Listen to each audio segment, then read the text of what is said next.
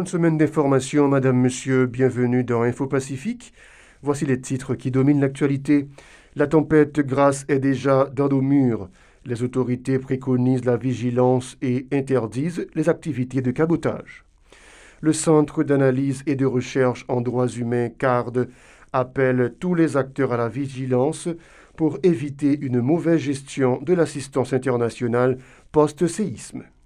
Pour le CARD, le séisme du 14 août ne doit pas être exploité à des fins politiques ni servi d'occasion pour plus d'un de dépouiller l'État de ses maigres ressources par la corruption et le vol, tel qu'il a été le cas en 2010. La direction de la protection civile a indiqué que les recherches se poursuivent en vue de retrouver les survivants du séisme du 14 août.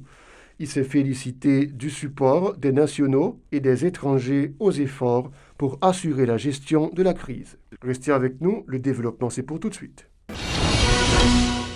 Comme annoncé en titre, madame, monsieur, la tempête Grace est déjà dans nos murs. Les autorités préconisent la vigilance et interdisent les activités de cabotage. À la mi-journée du 16 août, des précipitations et des vents violents se faisaient remarquer au niveau de l'aire métropolitaine de Port-au-Prince.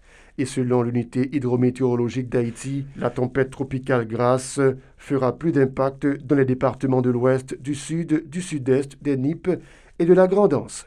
Le directeur général de la protection civile, Gérard Jerry Chandler, appelle les résidents des zones à risque à se réfugier dans des abris provisoires. Ces précisions au micro de Mackerson Mexil et Murdi Joseph. Information que UHM, unité hydrométéorologique, a fait surveillance météo, dit nous. Nous avons dit que la trajectoire là, des dépressions tropicales là, plus ou moins changé. Et l'impact là que nous attendons a plus fait sur le département de l'Ouest avec le département sud. On a parlé de département sud-est, département sud, département nid avec département Grand'Anse. Et nous connaissons que 3 derniers départements, comme je cité là, c'est des départements qui étaient déjà affectés par le tremblement de terre là. Donc là, nous avons pas qu'un travail que nous avons fait, travail de coordination, on a travaillé avec tous les secteurs, toutes les différentes institutions qui concernent eux, en façon pour nous capables, je ne dis, jouer une meilleure solution, mobiliser les ressources que nous avons adéquatement pour nous capables de puis bonne réponse par rapport à monde que nous gagnons qui déjà victime et qui connaît là qu'a exposé à cause de tempête tropicale. Le Centre d'analyse et de recherche en droits humains CARD appelle tous les secteurs à la vigilance pour éviter une mauvaise gestion de l'assistance internationale post-séisme. Cette structure qui dénonce l'incapacité de l'État à apporter des réponses à la situation occasionnée par le séisme en veut pour preuve la malencontreuse expérience faite après la catastrophe de 2010 où plus de 11 milliards de dollars américains avaient été mobilisés au nom du peuple haïtien et pour reconstruire le pays. Ces fonds ont été en réalité utilisés à d'autres fins, s'insurge à nouveau l'organisation de droits humains qui s'est félicitée de la solidarité manifestée par les étrangers vis-à-vis du pays.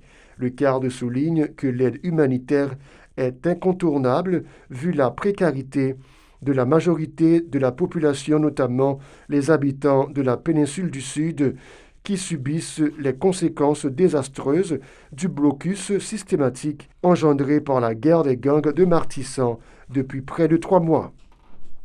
Par ailleurs, le cadre se prononce en faveur du respect de la dignité humaine dans le cadre de l'aide humanitaire qui doit être bien coordonnée en vue de garantir son efficacité et éviter qu'une kyrielle d'ONG intervienne dans un même secteur alors que d'autres ont des besoins urgents.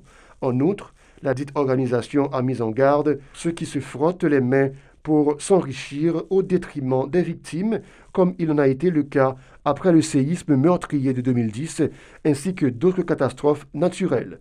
Pour le CARD, le séisme du 14 août ne doit être pas aussi exploité à des fins politiques ni servi d'occasion pour plus d'un de dépouiller l'État de ses maigres ressources par la corruption et le vol, tel qu'on avait pu le constater en 2010, déplore l'organisation.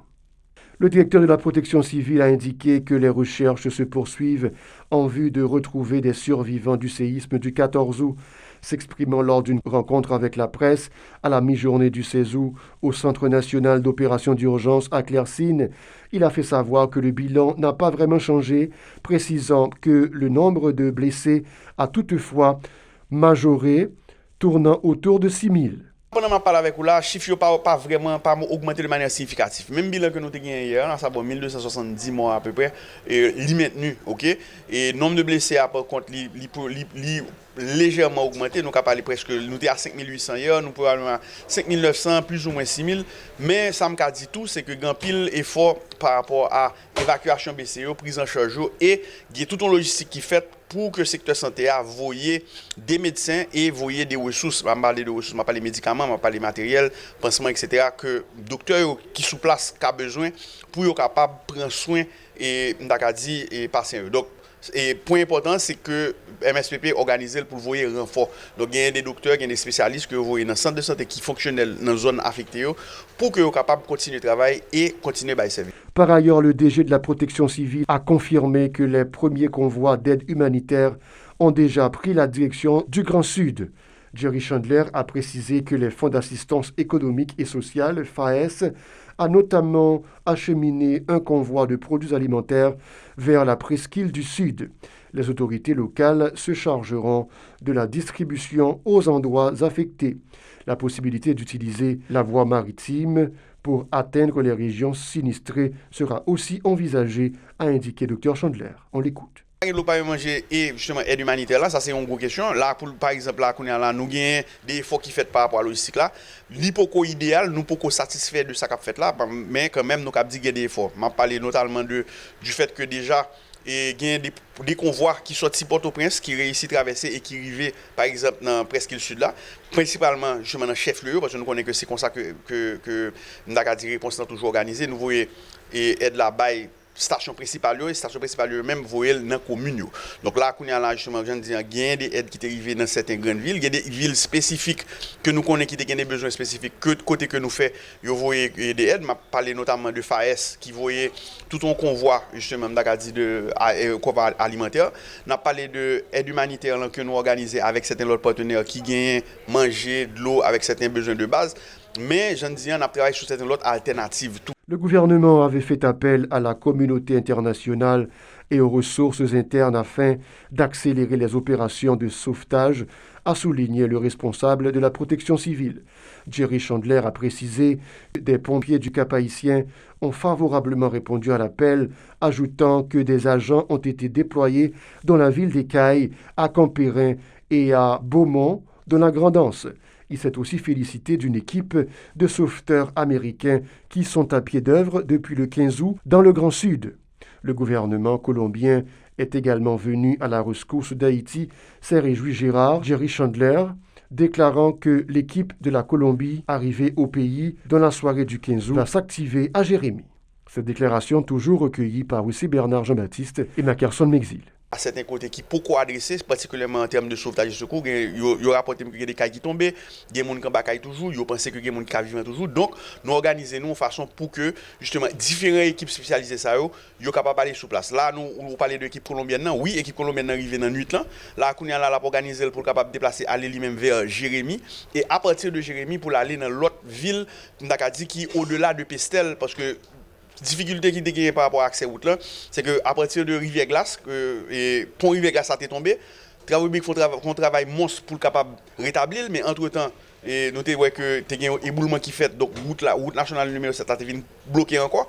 Donc pour nous pas prendre chance, nous voyons une équipe justement à partir de Jérémie, à partir de Jérémie, eux-mêmes, ils sont capables de remonter, aller dans différents points qui pour le moment est inaccessible pour nous. Enfin, la direction de la protection civile enquête d'abris temporaires en vue de loger les sinistrés du séisme. Des bâches en plastique seront utilisées pour servir de toit aux maisons qui n'ont pas subi trop de dommages, a fait savoir Dr Chandler, affirmant que les autorités municipales vont faire une évaluation de ces domiciles.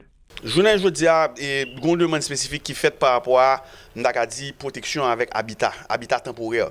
Je ne vais pas parler de tente parce que je connais un gouvernement haïtien a pris la responsabilité pour ne pas encourager l'utilisation de tente spécifiquement. Il y a un moyen que nous avons utilisé, c'est justement utiliser les bâches, okay, pour que nous soyons capables d'utiliser pour couvrir caillou, c'est-à-dire que si on a d'eau qui est écrasée ou bien une partie dans la qui est plus ou moins habitable, donc on est capable de couvrir avec bâche, on est capable de protéger avec bâche là, on façon quand même pour protéger de la pluie. Là, qu'on a son couche contre la bonne n'a fait pour un café matériel ça arriver, surtout dans zone qui pi atteindre côté jeune de tout à l'heure, il y a des gens qui a dormi dans la rue parce que ont peur entrer dans caille. Voilà qui met un terme, madame, monsieur, à cette édition de nouvelles. Restez en compagnie de la programmation.